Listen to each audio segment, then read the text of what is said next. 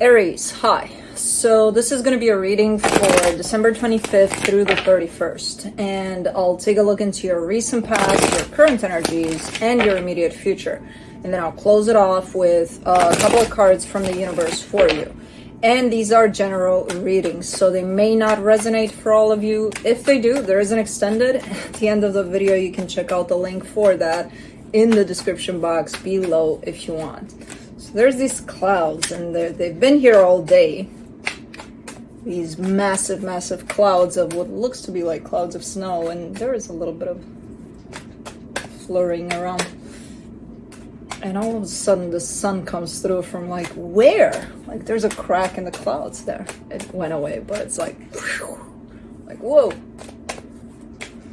Maybe a sign, Aries, maybe a sign, who knows? Let's see. Let's see what is going on here for you. All right, the overall energy for the reading, the Nine of Swords. It's not a sign of sun shining through necessarily. It's kind of a cloudy sign. So there's I mean, you're stressing about something. Looking at the energies, and I'm like, about what? What's going on here? This is all sunny in here, but then again, it is the first round. So something's keeping you a little bit stressed out there. In the recent past, the Seven of Pentacles, the Magician, the Temperance card. You're manifesting something. I feel like it has to do more with your sense of stability than anything. You're not only manifesting, I see you working on it, whatever it is. So it's something that would possibly require some time, you know, for things to come together, for things to work out in the situation, but you're doing your thing, which is telling me your focus is a lot on that at this moment in time. In the current situation, the High Priestess, the Ten of Cups, the Fool. Now here you're showing me love. And you're showing me you're open to love. What that means, I don't know yet. But energetically speaking, you're definitely open to the possibility of love, to the energy of love. In the immediate future, the Six of Pentacles, the Judgment card, the Eight of Pentacles. This could talk about some sort of collaboration maybe with someone, maybe when it comes to whatever you're building on. Looks good. So let's clarify. Boys, blue. Blue. No sniffing of ass, please.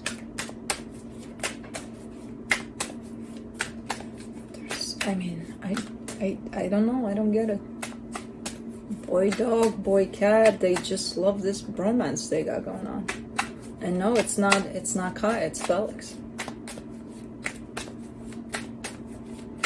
Okay.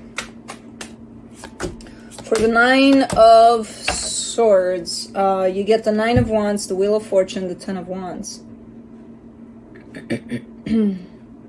Whatever it is you're stressing about, it feels like it's amplifying. So it's not one of those things where it's like, oh, you know, I'm worried about this, that, or the other. It's going to go away. It feels like the more you kind of give it attention from that place of the mind and stressing about it, like, the bigger it gets. Blue, cut it out. See? You chased him out.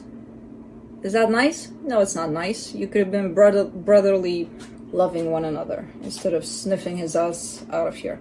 Anyway, so it feels like it's amplifying by the minute. The more you stay in your head about it. Let's do the Seven of Pentacles in the recent past. The Strength card, the Hermit, the Queen of Cups. I don't know what this is that you've got going on here that you're building on or you want to build on, but it feels like it's resonating with you 100%. Your heart is in it. It feels like you're on the right track there with that, whatever it is. Let me do the Magician, the Eight of Wands, the Knight of Pentacles, the Devil. With the Knight of Pentacles and the Devil there, if the Knight of Pentacles would have been there by itself, I would have been like, oh, okay, you know, you're kind of taking it one day at a time, you're not rushing it, but the Devil is there. So that to me feels a little bit like procrastination, like your opportunity is right here in front of you and you're like, I see you, but give me a minute. I gotta grab a coffee or something and then I'll be right with you. And it's like, you don't need that fucking coffee. It's like, it's right there, get it. And you're like, So there's something underneath there that doesn't allow you to reach out and get it, you know?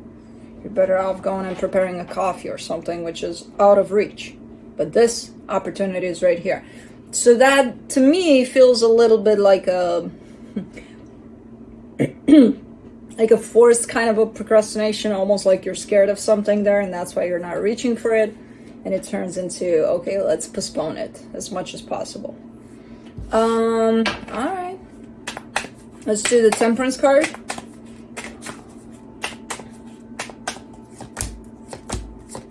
King of Cups, Knight of Swords, Eight of Swords.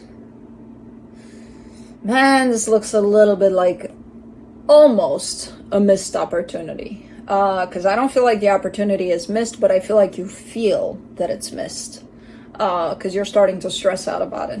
You're kind of like, almost like you're on a clock. Like, oh my God, you know, like I gotta go, so you had this opportunity for such a long time and you kept on postponing it. And now, for some reason, it feels like time is running out on it. I don't know why it feels that way, but it feels that way. So it's almost like you cornered yourself here into this. And that's where the stress is starting from. That sense of catching up with it, or always trying to catch up with it, because it feels like if not, you're going to miss it completely. The opportunity of whatever this is. Interesting. Let's do the High Priestess. Oh. In the current situation, the Four of Cups, the Three of Wands, the Fool. Kind of in the same position here, you know? And you seem to be upset with yourself. You're starting to get upset with yourself here. Because everything inside of you is kind of telling you, go, reach out for this. You know, it may not be in front of you anymore, but it's still kind of arm's length if you kind of move towards it a little bit. So it's still there. The opportunity is still there. It isn't missed. It feels delayed at this point, but it isn't missed. And inside of you, everything you got going on there is telling you, let's go, let's do. You know, let's.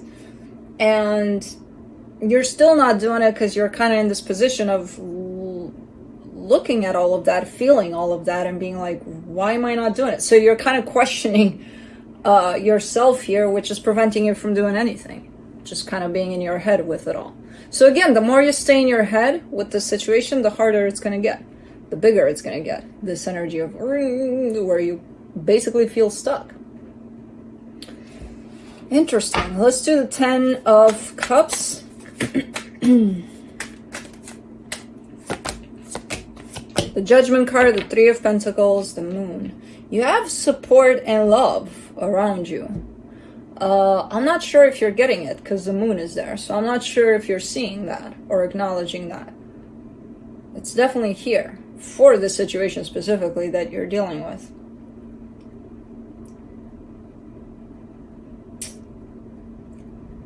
So I'm not sure exactly what that means. It could be from friends, family, whoever is around you. There's this big energy of love and support.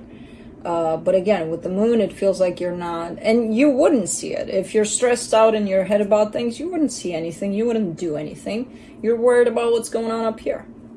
You know? So you're kind of missing a lot of things while you keep yourself in this position.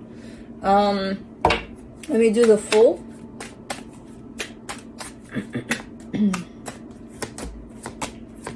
The Three of Cups, the Ten of Cups, the Page of Swords. Okay, there's that little breakthrough. There's that little, you know what, fuck it. Let's just make that first step and let's see what happens. So there's definitely that initiative here that's shown up, where it feels like for a split second you're falling in alignment with the energies that are available for the situation that's at play, and you're like, you're going for it, you know? I'm not sure if you're sustaining it, but there's definitely a split second of that here. Cool. That could break this energy completely. And then you don't have to worry about what you're worrying about. You know? Six of Pentacles. In the immediate future, you get the Knight of Cups, the Death card, the Five of Swords. The energy of partnership shows up for you quite a bit here. It started showing up from the get-go. It's going to show up in the immediate future by the looks of it. You know, sharing of that energy and just it kind of comes through as teamwork for whatever aspect. Blue just asked to go outside. Give me a second. Yeah, he's pretty good at that, so good. Yeah, so the energy of partnership, it's just showing up a lot for you, and in the immediate future, you're kind of giving me like a vibe of just cutting it off for some reason, and it looks to be deceptive, this cutting off of it, because it's a good energy of partnership. It's a good, so if some sort of collaboration comes through or something, you might want to just sit with the energy and be honest about it, because you're showing up as instinctively just cutting it off without thinking about it, without like, no. And I'm like, yeah, take a minute, you know. I don't know, take that minute, and even if you do want to cut it off, don't just do it cause, you know, find those like real reasons. Let's do the Judgment card.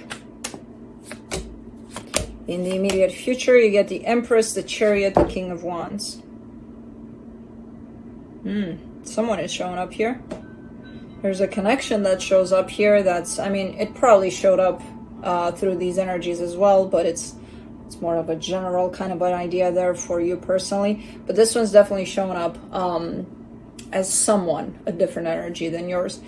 There's quite the transformation going on your side, on their side, on both sides. It's almost feeling like because of this connection, there's a lot of transformation going on, especially on your side with this one. So you're learning a lot through this connection. I'm not sure if this connection is physically present for you or just there as an energy, but it's teaching you a lot, or it's supposed to at this time. It's showing up with quite the healing energy, quite the transformative energy. Let's do the Eight of Pentacles. In the immediate future, the Four of Pentacles, the Sun, the Ace of Wands. That's the energy that was missing from the get-go there. You know, that sense of, okay, I got something going on, I'm manifesting it, this is what I want. No, oh, I see it, but let me go grab a coffee. None of that going on. This is the energy of, this is what I want. I planned it out. I know exactly how to go about it. Let me go for it. It's finally coming through. So whatever it is, you're going to get there. In the meantime, for some reason, you're kind of hanging on to this energy of just stressing about things that you're probably going to find them irrelevant when you get to this position here. And also, they make you feel like you're stuck, like you're not progressing, like nothing's happening. And also pay attention to the energy of partnership. As I said, don't just dismiss it cause, you know. Just find a good reason if you want to dismiss any of that. So let's see what the universe has as a final advice. The Ten of Swords, the King of Swords, the Seven of Cups. It feels like you're also in a position of cutting things out from your life, possibly, which could mean partnerships, or just things falling off, because you're giving me a sense of this out. This is where I'm looking forward for whatever I pushed out. I need to look forward in this direction. So it's almost looking like you're cleaning up a little bit also in your life, energetically at least. So that's why you might have the tendency to cut a lot of things off and not really sit with them for too long.